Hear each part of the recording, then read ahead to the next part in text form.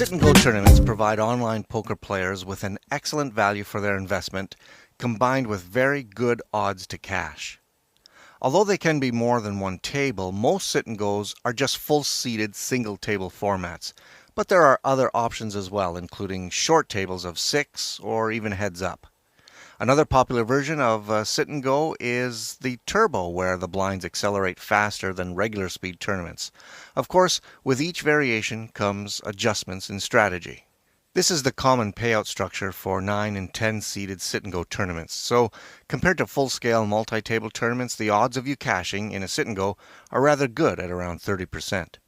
You still need to play smart poker though, so let's take a look at a few hands in a sit and go tournament. Each of these 10 players starts with 1,500 chips. Typically, the blinds will start quite low, like at about 10 and 20.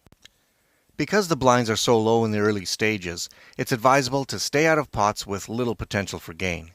You can play strong hands from anywhere, but make sure you come in with a raise because you're likely to get action regardless. For medium strength hands, you can raise from late position if you are the first one in the pot, but if not, try and limp in for cheap, especially if there are multiple limpers before you. In the early going of a sit and go tournament, it's best to stick to a fit or fold policy, especially against multiple opponents. You're really unlikely to have the best hand here on this flop, and even more unlikely to be able to bluff multiple opponents out of this pot. However, with a great flop like this one, you would probably want to keep as many opponents in the hand as possible and simply call a bet here, hoping that you get multiple opponents to see the turn card. In the middle stages, several players will have been eliminated, and the blinds are becoming a factor now, in particular to the shorter stacks. So let's have a look at a hand like this Queen-Jack offsuit, something you could surely raise from late position, but here you are first to act or under the gun. That leaves every player at the table still to act behind you. So if a small stack re-raises you all in, you're likely no better than a slight underdog, and you could very well be dominated. You are a medium stack, and to lose an all-in to one of these smaller stacks is really going to hurt you. Here's another problem with this play. A big stack is in the big blind and could afford to call you, and he certainly might have the gumption to even re-raise you. Neither scenario is good for your hand. Queen-Jack offsuit is a good fold in this spot. So remember to always be aware of stack sizes and be very selective with your hands and position. Let's shuffle this board around a little bit and look at the same hole cards in a different situation. Now you are on the button and 4 players have folded to you. You know both blinds are medium stacked and have been playing kind of tight. Medium stacks have the most to lose by calling out of position in a sit and go tournament. This is a perfect spot for a raise. Most times you are going to just take the blinds, but if either of them call or even re-raise, you can be quite sure that you're probably behind and you'll lose the minimum here, just your initial raise. So just fold to aggression if they come back over top of you. As the tournament moves to the money, aggression is almost always your best tactic. That's because it pays to risk more for the chance of finishing in first place.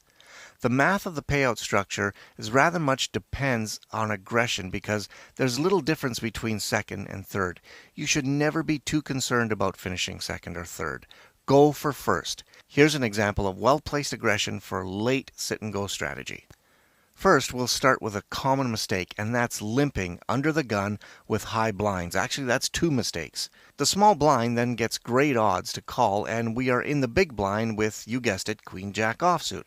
Now, we're probably not ahead with this hand, but we do have position to start this round and have gained information because of that.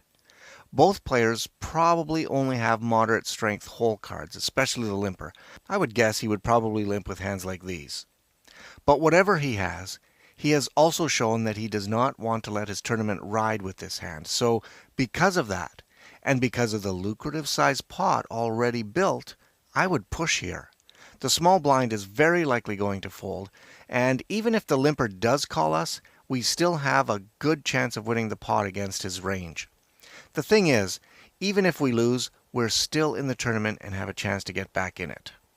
Alternatively, I would probably not do this against a big stack, or I would at least be a bit more cautious because a call is likely meant to be a trap, and we'd surely be behind in the hand if he called and, again, possibly even dominated.